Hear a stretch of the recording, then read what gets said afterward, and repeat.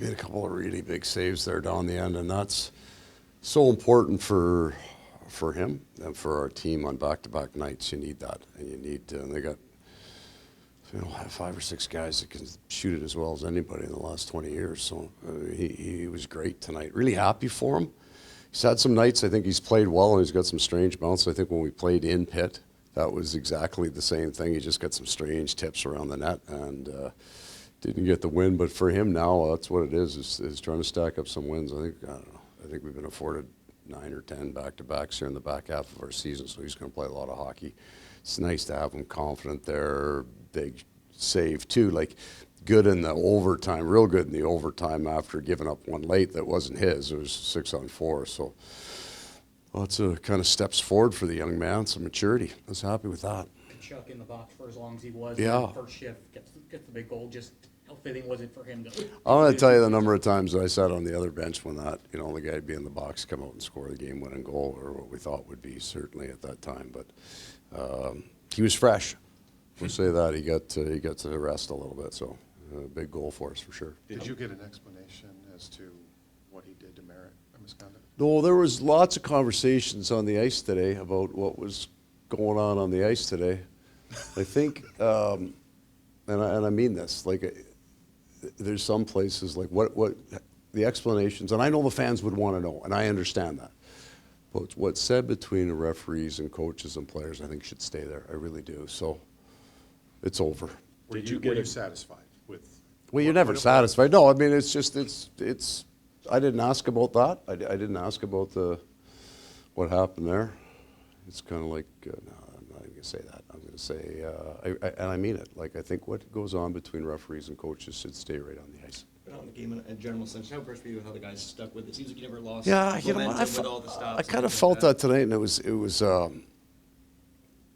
We got some guys that were fighting through some things to play in the game tonight, and things haven't been easy for us. But their mood was right. Like they were cheering for each other, they were pulling for each other. The bench felt good tonight. Like they played hard. We made some mistakes, and when we did, Spencer was great. So that's like he's part of that. So it was really. I'm actually really happy with that win. I'm happy because it wasn't easy for us, and it was a grinder. And like I said, back to back. You play these teams now, they're sitting in the 9-hole point out of the playoffs. And that's a proud team, and they've won Stanley Cups. So they're coming in, and they're rested. They're watching us play last night.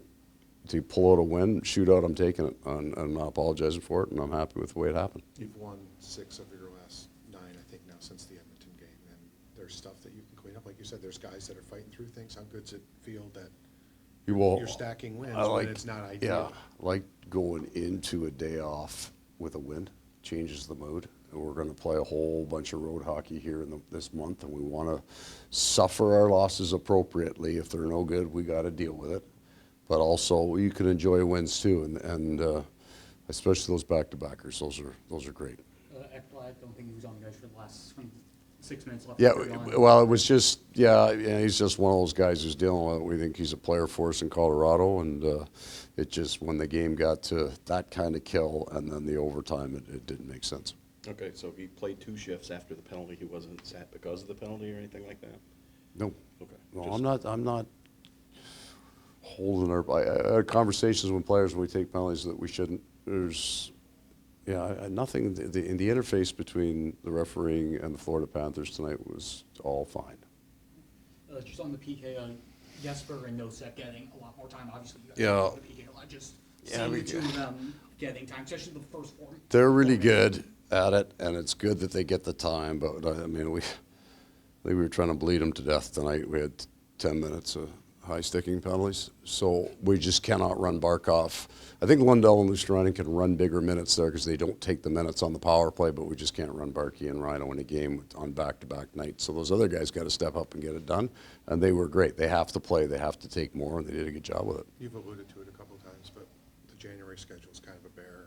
The December schedule is kind of a bear.